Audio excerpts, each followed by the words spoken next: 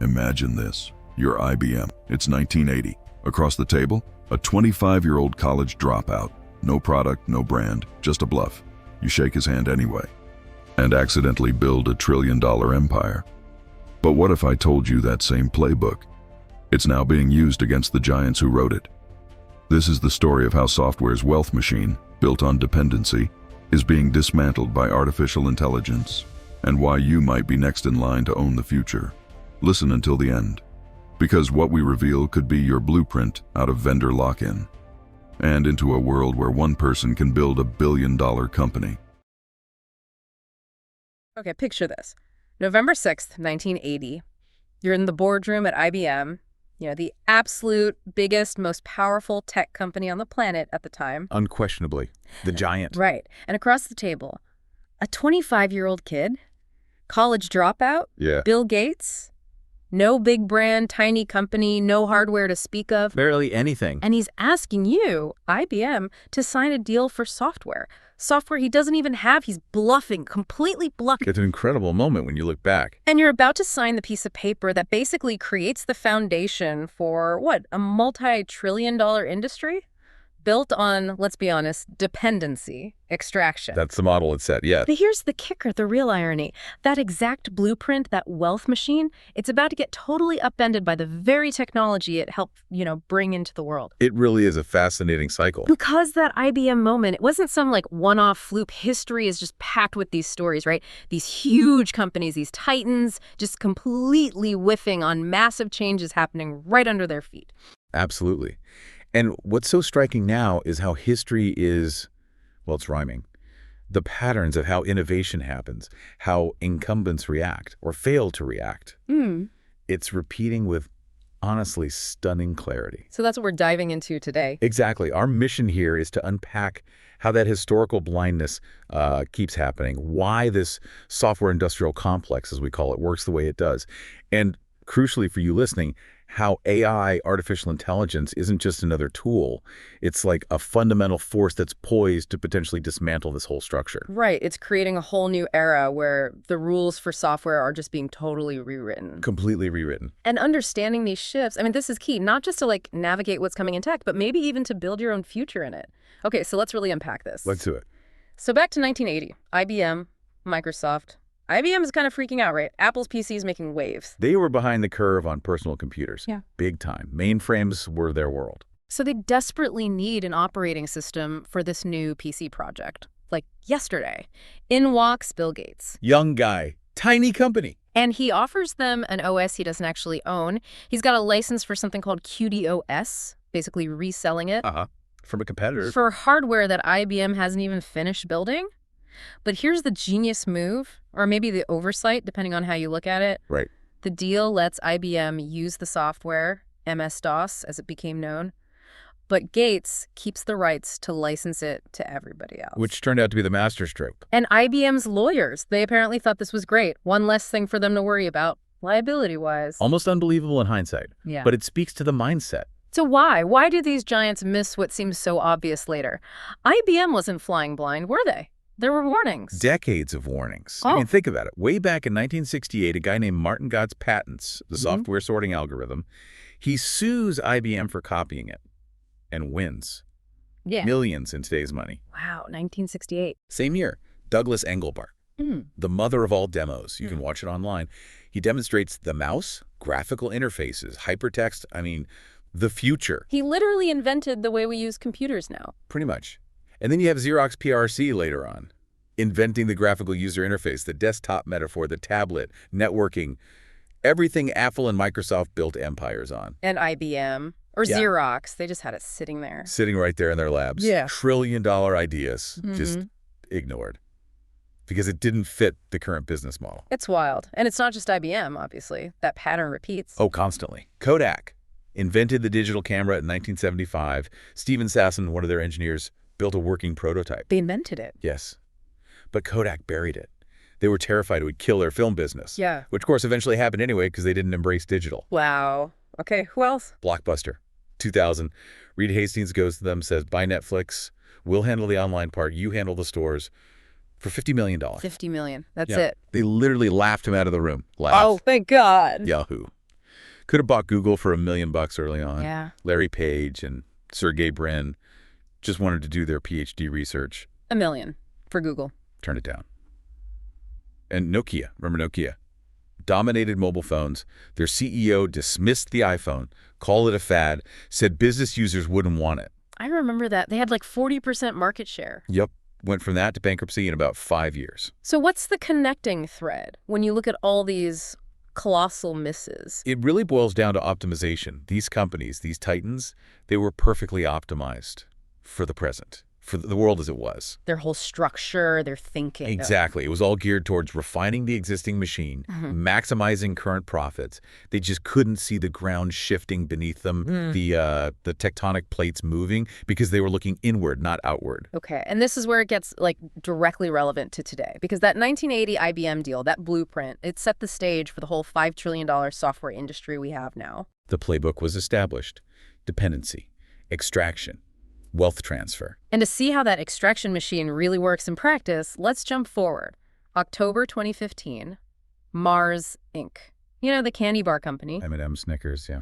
They did something pretty bold. They sued Oracle in California. Which is a big deal. Suing Oracle is not something companies do lightly. Right.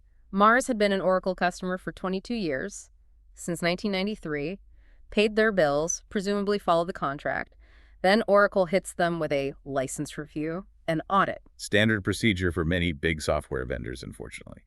Often used as a revenue tool. Mars apparently handed over something like 233,000 pages of documents. 250,000 pages. But Oracle wasn't satisfied. They wanted more money. Based on how Mars defined users, okay, but also, and this is the crucial part, how Oracle software was running in their VMware environment. VMware. This is where it gets really sticky with Oracle licensing. Explain that. What's the issue with VMware? Okay, so VMware lets companies run lots of virtual computers on fewer physical machines. Yeah. It's super efficient for data centers, but Oracle's contracts often say software is licensed for any processor where the program is installed and/or running, or sometimes available for use. Okay. And VMware is designed so you can move these virtual machines around live across potentially all the physical servers in a data center cluster. So Oracle's argument to Mars was basically because our software could theoretically run on any server in your entire VMware setup, even if it never actually does. Wait, even it's not running there. That was their claim. Yeah. You need to license every single server in that entire environment, potentially hundreds or thousands of servers. That sounds insane. Yeah. Expensive. Hugely expensive. So Mars fought back. They sued Oracle, asking a judge to basically say, hey, Oracle, stick to the original 1993 contract terms, not this new interpretation. So what happened? Did it go to trial? Nope. Oracle faced a choice. Defend this aggressive interpretation in open court, setting a public precedent, win or lose, or make it go away quietly. 2 months later, they both agreed to drop the case. Mars dismissed it with prejudice, meaning they can't sue over the same thing again. Which usually means? Usually means a settlement happened. Likely, Oracle gave Mars favorable terms, but everything's sealed under an NDA. No public record, no legal precedent set. Now, someone might say, look, software licensing is complicated. Maybe Oracle was just protecting their IP. It's a possible argument, but the pattern is telling. Think about it. Mars provides nearly 250,000 pages of docs, files a federal lawsuit, and then just gives up and pays Oracle everything. It seems unlikely. Probably not. Much more likely, Oracle settled to avoid that public court battle over the VMware interpretation. Because, according to licensing experts, this Mars case was the first time anyone had actually taken Oracle to court over VMware licensing. First time, despite thousands of customers using VMware. Thousands. Many audited. None had pushed it to a legal fight before Mars. And look, when Oracle feels they have solid legal ground, they fight tooth and nail. Remember that Ramen Street case over support services? Oracle sued them in 2010, fought it through trial, appeals, multiple courts for over a decade. And Oracle won big, tens of millions, because they knew they were right legally. Okay, got it. So if their VMware argument was so solid... Why settle quietly? Yeah. Why not go for the public win, establish that precedent, and unlock potentially billions from other VMware users? Any rational company would want that legal certainty. But they consistently choose silence, confidential settlements. Exactly. That's it. Suggests a strategy. Maximize revenue through audits and aggressive interpretations, but avoid testing those interpretations in the bright light of a courtroom. And Oracle isn't alone in this, right? They're just maybe the most documented example. Precisely. The whole industry, or large parts of it, perfected these, let's call them extraction mechanisms. The Mars case shows them clearly. Okay, what are they? First, indirect usage expansion. Suddenly, people just viewing a report generated by the system count as users needing a license. Redefine the terms, expand the bill. Second, compliance weaponization. Audits aren't just about checking compliance. They're used to generate revenue through penalties or forcing upgrades. Right. Integration prison, making it so costly and painful to switch vendors that you're trapped. You accept the price hikes, the bad terms, because migrating is just too hard. Vendor lock-in. Classic. Fourth, feature inflation. Bloating the software with complexity, adding features you don't need just to justify higher prices instead of focusing on core value. And the last one? Fifth, relationship manipulation. It's that kind of aggressive, almost bullying tactic. Remember that CEO quote, "I enjoy humiliating people who have better steak dinners." That mentality. Wow. So the big question for anyone listening, what does this mean for your business, how you think about the software you rely on? Are you caught in this cycle? Are you paying more and more, but feeling like you have less and less control? Because here's the twist, the beautiful historical irony. Back in 2015, when Mars and Oracle were battling this out, a new technology was bubbling up. One that's poised to make this whole extraction model, well, obsolete. That's right. Artificial intelligence. And specifically, the breakthrough that underlies things like ChatGPT. Google actually invented the core tech, the transformer model, the T in ChatGPT. Google invented it. A 2017 paper from 8 Google researchers. Attention is all you need. Kind of ironic, huh? Yeah. Their own invention fuels the thing that's now disrupting them. How so? Well, ChatGPT became the fastest growing app in history, 100 million users in 2 months. Compare that to TikTok needing 9 months, Instagram over 2 years. Insane growth. Meanwhile, Google's own competitor, Gemini, is struggling. They're facing the exact same innovator's dilemma IBM did in 1980. How do you embrace this new thing when it threatens to cannibalize your main cash cow, which for Google is search advertising? They're stuck, just like IBM was stuck on mainframes. Pretty much. And look at Apple, making a deal with OpenAI to power Siri's new features. Oh, that was a huge announcement. Huge. But it feels eerily like the IBM-Microsoft deal, doesn't it? Apple needs AI capabilities fast. OpenAI gets massive distribution. Siri's own co-founder even called it likely a short to medium-term relationship. But those short-term tech deals. They have a nasty habit of becoming permanent dependencies. Ask IBM. Okay, so AI is disrupting the big players, but how is it changing, like, software itself, the actual development? Fundamentally, Mark Zuckerberg dropped a bomb recently. Predicted that within 12 to 18 months, most of Meta's code won't be written by humans typing, but by AI agents. AI agents, not just like autocomplete. No, actual AI engineers that can understand goals, write code, run tests, debug, potentially better than top human developers in many cases. We're already seeing hints of this. GitHub research found developers using AI tools are finishing tasks 55% faster. Wow, 55% faster. And they report being happier, more satisfied with their jobs. But it goes beyond just making current developers faster. Think back to the 1940s. The term computer wasn't a machine. It was a job title. Mostly women, sitting in rooms, calculating trajectories, breaking codes with pencils and paper. They were the computers. Right, I've seen pictures of those computer rooms. Today we have programmer rooms, cubicle farms, people writing code. But programming itself, the act of translating human intent into machine instructions, is becoming a commodity. Thanks to AI. So skill is shifting. The skill is shifting, and this is enabling what we're calling automated founders. Individuals who can now build things that used to require huge teams, huge investment. Like who? Think about Jan Koum. Came to the U.S. from Ukraine at 16. No VC money, no big team initially. Just an idea for simple messaging. WhatsApp, sold for $22 billion. Incredible story. Or Daniel Ek in Sweden. Taught himself code as a teenager. Built Spotify. Now worth over $130 billion. These were exceptional individuals, obviously. Right, but what's changing? AI is democratizing that ability. Sam Altman, the CEO of OpenAI, mentioned something fascinating. He said there's a betting pool among tech CEOs. For the year, the first one-person billion-dollar company emerges. One person building a billion-dollar company. He said it was unimaginable before AI. Now, he says, it will happen. That just changes everything. And you're saying this isn't just theory? Not at all. We're seeing tools emerge right now, things like Bolt and Nut Supply. They went kind of viral because developers started posting videos saying, basically, look, I built and deployed a full web application in minutes. Minutes, like from scratch. Yeah. One guy tweeted, built and deployed this note-taking app in literally 2 minutes. Another built a Google Meet clone, like an interview platform, and a dream analysis app in under 9 minutes. Fully functional, deployed live. How is that even possible? What's the AI doing? It's generating the database schema, the data structure. It's creating the API endpoints, how different parts talk to each other. It's building the user interface, what you actually see and click, all from a simple prompt or description. So stuff that took teams weeks. Now takes minutes for an individual.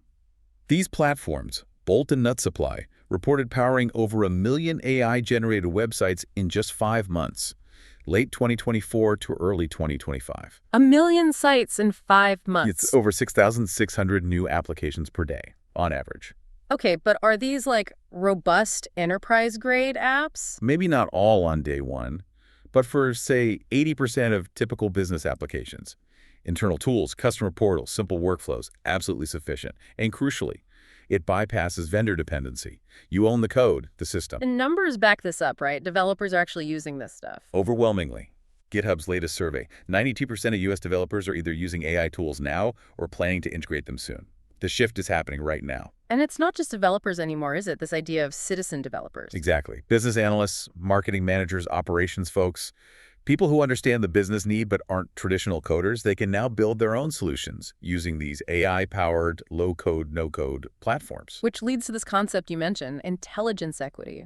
Right. Instead of just renting software where the value accrues to the vendor, you're building systems where the intelligence, the AI models trained on your data, learning your processes, resides within your company. That intelligence becomes an asset, equity that grows over time, making your operations smarter, more efficient. Okay, let's talk money. Because the numbers are staggering. Gartner says global IT spending is hitting $5.75 trillion in 2025. Trillion with a T. Yeah. That's more than the entire GDP of Japan, Germany, and the UK combined. It's a colossal market. But AI is about to just blow a hole in that. A multi-trillion-dollar hole, potentially, because so much of that spending is tied to the old model. Expensive licenses, complex implementations, vendor lock-in. AI threatens all of that. And the big software companies, they see this coming, right? They're investing billions. Oh, yeah. Microsoft putting $13 billion into OpenAI. Oracle spending $6.5 billion on AI startups. SAP earmarking over $4 billion for AI integration. They're throwing money at it, but they risk making the same mistake IBM did in 1980. They're trying to bolt AI onto their existing extractive business models, instead of fundamentally rethinking how value is created and delivered. Because they don't want people to realize That if one immigrant kid like Yan Koum can build a $22 billion company, or a teenager like Daniel Ek can create a $130 billion one, what happens when AI gives everyone that potential power? That's the existential threat to the old guard. that one-person billion-dollar company isn't just a fun bet for CEOs. Altman says it's inevitable now, thanks to AI. It fundamentally changes the economics of software creation. And we're seeing this reflected in, like, actual market data. Absolutely. Software Equity Group's 2025 report noted over 2,000 SaaS M&A deals in 2024. To the key finding, buyers are shifting preference. They're actively seeking AI-native solutions, not just traditional subscription software anymore. The demand is changing. Of enterprise software engineers will be using AI code assistants by 2028. That's up from less than 10% just a year or so ago. IDC forecasts AI platform software hitting $153 billion by 2028. And get this, generative AI services specifically, projected to surge from about $3 billion in 2023 to nearly $40 billion by 2028. That's a 1,300% increase in 5 years. 1,300%. And Bloomberg Intelligence sees the whole generative AI market exploding from $40 billion in 2022 to $1.3 trillion by 2032. Trillion. So this isn't like maybe someday stuff. This is happening now based on data. This is statistical projection from major analysts based on current adoption rates and investment. McKinsey found almost 80% of organizations are already adopting AI in some form. So the real question for everyone listening isn't if this transformation happens. So it's whether you're going to lead it for yourself, for your business, or be led by it, possibly by the same vendors using the same old extraction playbook, just with an AI sticker on it. The age of intelligence equity, you called it, it's starting. The tools are becoming available. There's a community building around it. Think back to Mars versus Oracle again. In 2015, their option was court. Today, they could look at building their own systems using these AI tools, tailored exactly to their needs, owning the intelligence. We saw that example of construction companies saving nearly $400,000 a year. with just $300 in AI tokens used for development. The cost benefit is flipping dramatically. The transformation is definitely here. Which really brings it down to a fundamental choice, doesn't it? It does. Will you keep paying rent for software, stuck in that dependency cycle? Or will you start building equity, owning your intelligence? It's powerful. 44 years ago, Bill Gates walks into IBM, bluffs his way into a deal that changes the world, built on licensing someone else's code. And today, potentially millions of founders, citizen developers, businesses, they're walking away from those kinds of deals entirely. They're building their own. That $5.75 trillion software industrial complex, it's not dying because of some conspiracy. No, it's potentially dying because something better, something fundamentally more empowering was born. Intelligence equity. Yeah. An asset that appreciates and works for you instead of just extracting value from you month after month. So the final thought for you to chew on. What will you stop renting and start owning first? The shift is real. The tools are getting better every day. The community is there. The future really is being built by those who are bold enough to grab these new capabilities and run with them. You're still here? Nice. That means you're one of the curious ones, the kind that sees through the noise and leans into the future. If today's episode made you think about AI, about ownership, about opportunity, then don't keep it to yourself. Tap like, share with a friend who needs to hear this, and subscribe for more sharp insights at the edge of AI, finance, and economics. Because this is just the beginning.